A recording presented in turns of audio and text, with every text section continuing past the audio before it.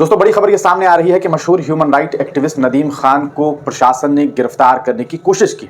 वो भी सबसे बड़ी बात यह है कि बगैर किसी अरेस्ट वारंट के नदीम खान को गिरफ्तार करने की कोशिश की गई। बाज़ाब्ता उनके घर बेंगलौर में उनके भाई का घर है, वहां प्रशासन पहुंच गई और वहां उन्हें अरेस्ट करने की कोशिश की गई। लगभग 5 घंटे से ज्यादा वक्त जो है प्रशासन ने वहां पर गुजारा, जिसके बाद घर वालों ने सीधे तौर पर अरेस्ट वारंट मांगा कि आप जो हमारे फैमिली मेंबर को गिरफ्तार करने के लिए पहुंचे हैं, आखिरकार उसके पीछे क्या वजूहात है, आपके पास क्या कागजात है, किस बिना पर आप गिरफ्तारी करना चाहते हैं, क्या आपके पास अरेस्ट वारंट है।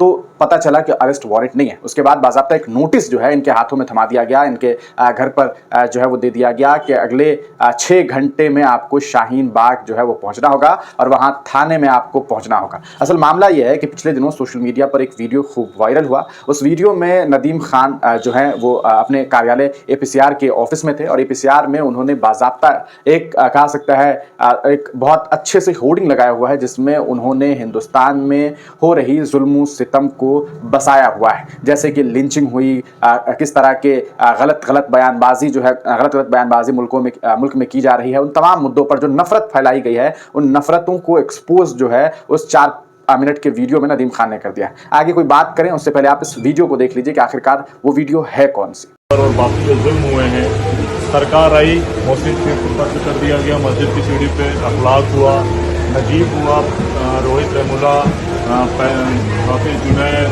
पहलू खान, अफराजुल, अलीमुद्दीन, जुबूद, फिर शाहीन बाग का मसला हुआ, फिर दिल्ली में दंगा हुआ, जामिया में पिटाई हुई, ये सारे के सारे वाक़यात। फिर ये ये 10 साल के पूरे वाक़यात हैं। ये हेट क्राइम जो क्या है, किसको कहते हैं, कैसे होता, हेट क्राइम के तहत किसको मारा गया, मजलूम अंसारी, मोहसिन शेख, जुनैद, ये सारे वो लोग हैं। उसके बाद ये हेट स्पीच के जरिए जो माहौल ख़राब कर रहे हैं, ये लोग हैं। इसमें से कपिल मिश्रा है, योगेश्वर आचार्य है, आसाम का चीफ मिनिस्टर है, अमित शाह है, परवेश वर्मा है, अनुराग ठाकुर, मोदी खुद हैं और ये उत्तर प्रदेश के एक MLA है। उसके बाद ये हेट स्पीचेस कितनी 2023 में कितनी ज़्यादा हुई, और ये सारे लोग हैं जो सोशल मीडिया और मीडिया में फैला रहे हैं। इन लोगों के खिलाफ हमने ऑलरेडी केस दिया हुआ है। इस केस को हम जीत चुके हैं, जिसमें इन पे फाइन हुआ, कंटेंट हटाया गया और माफीनामा चलाया। अब इस हेट क्राइम से कैसे बचा जाए, तो ये हमारे मैकेनिज्म की बातचीत है उससे। ये बुलडोज़र का पूरा सेटअप है कि कहाँ कहाँ कैसे बुलडोज़र चले, कैसे लोगों को पीटा गया, या आसाम में कैसे जंप किया उसने, उत्तर प्रदेश में 1535 घर गिराए, 260 घर मध्य प्रदेश में, ये उसकी पूरी बातचीत। और ये कोर्ट मध्य प्रदेश ने क्या कहा, क्या नहीं गए, पूरा डिस्कशन है। और ये पूरे मकानात हैं जो गिराए गए, ये नूह में है, ये भीलवाड़ा में है, ये अपने जावेद मोहम्मद साहब का मकान है, अपने रुकन जमात नाज़िम शहर इलाहाबाद। उसके बाद जो है ये नावगांव आसाम है, फिर ये आसाम है, फिर जो है बुलडोज़र पर, फिर ये हरियाणा है, ये मध्य प्रदेश वाला जो आप बता रहे थे छतरपुर में, इसमें गाड़ियाँ भी तोड़ दी उसकी, ये जहांगीर जो हाल में हुआ सर 3 महीने बाद। अब हम लोगों ने बुलडोज़र को उठा के सुप्रीम कोर्ट से डंप कर दिया। अल्हम्दुलिल्लाह आपकी तारीफ फरमाएं। पुलिस जिस तरह से जाती करती है कि 18,000 इंसाफ इनकाउंटर किए हैं, पैरों में गोली मारी, ये उसका सिंबल है। फिर ये CA का टाइमलाइन है, कैसे 2016 में CA इंट्रोड्यूस हुआ, फिर NRC आया, फिर NRC आसाम की लिस्ट आई, फिर शाहीन बाग हुआ, फिर शाहीन बाग के साथ दिल्ली में प्रोटेस्ट हुए, फिर जामिया में पिटाई हुई, फिर हम लोगों को यहाँ 19 दिसंबर को मैं हूँ, ये उमर है, हम सबको एक साथ जेल में डाल दिया गया।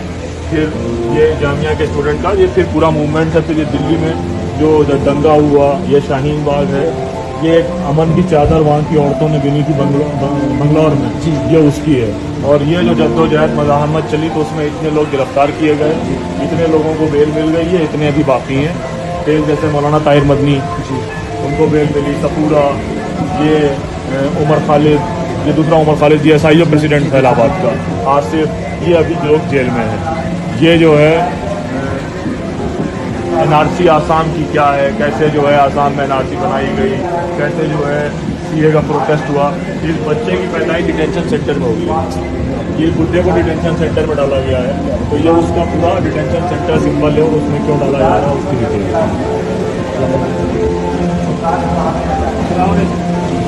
अब ये हमारी पूरी रिपोर्ट है, कहाँ क्या क्या हुआ, हर जगह हम क्या क्या काम कर रहे हैं हमारे स्टेट में, दिल्ली में क्या है, झारखंड में क्या है, बिहार में क्या है, महाराष्ट्र में क्या है, तमिलनाडु में क्या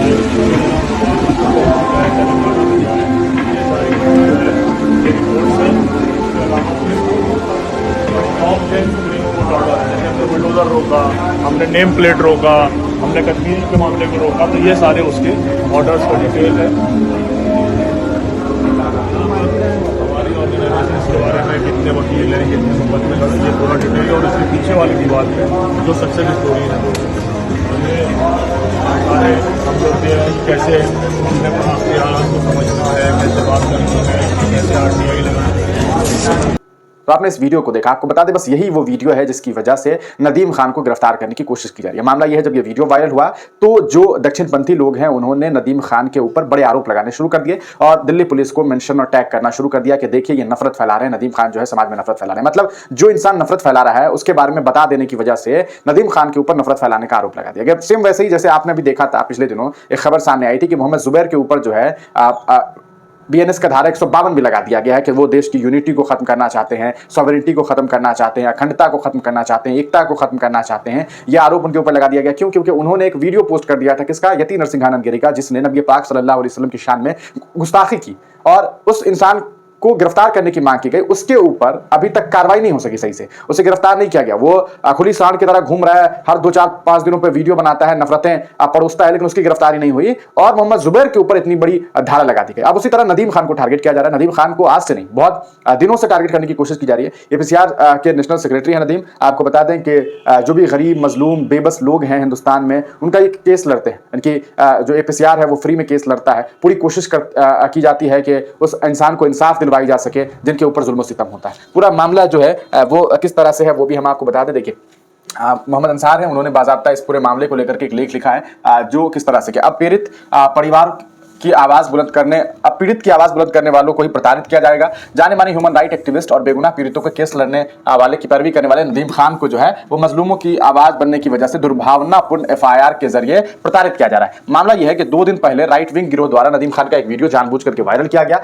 उस वीडियो में एक प्रदर्शनी में हेट क्राइम और नफरती भाषणों की वजह से प्रताड़ित होने वालों की घटनाओं को दर्शाया गया था। जैसे आप देखते होंगे अलग अलग जगहों पर किसी कार्यक्रम में कुछ स्टॉल्स लगाए जाते हैं जिसमें आप देखते हैं उस पर तस्वीरें होती है, अलग अलग चीजें लिखी होती है, कोटेशन लिखे होते हैं, उससे बहुत कुछ सीखने को मिलता है। इसी तरह की एक प्रदर्शनी जो है वो नदीम खान के द्वारा लगाई गई और उसमें बाज़ाब्ता हेट क्राइम्स के बारे में बताया गया, कौन लोग किस तरह से नफरत फैला रहे हैं, तमाम चीजें उस वीडियो के बाद। मगर उस वीडियो को दक्षिणपंथी समूह द्वारा द्वेष फैलाने वाला बताकर लगातार प्रशासन और पुलिस को टैग करके कार्रवाई करने का जो है वो दबाव बनाना शुरू कर दिया गया। सोशल मीडिया के उस कैंपेन का नतीजा यह रहा कि 30 नवंबर 2024 को शाम 5 बजे दिल्ली के शाहीन बाग पुलिस स्टेशन के SHO समेत 4 पुलिसकर्मी जो है वो बेंगलौर पहुंच गए। नदीम खान के भाई के निजी आवास पर पहुंचे, जहां पर नदीम खान अपने परिवार के साथ मौजूद थे। वहां पर बिना किसी वारंट या नोटिस के उन्हें जबरन हिरासत में लेने के प्रयास किया गया। शाम 5 बजे से रात 9 बजे तक वो पुलिसकर्मी घर की पहली मंजिल के हॉल में बैठे रहे और नदीम को अनौपचारिक तौर पर जो है वो हिरासत में स्वेच्छा से उनके साथ दिल्ली आने को मजबूर करते रहे। यह सब कथित तौर पर उसी दोपहर दिल्ली में शाहीन बाग पुलिस स्टेशन में दर्ज एक FIR 0280/2024 में जांच के लिए किया गया था। ज्ञात रहे ये FIR शाहीन बाग दिल्ली में 30 नवंबर को ही दोपहर 12:48 में दर्ज कर दी गई थी और एकदम फुर्ती दिखाते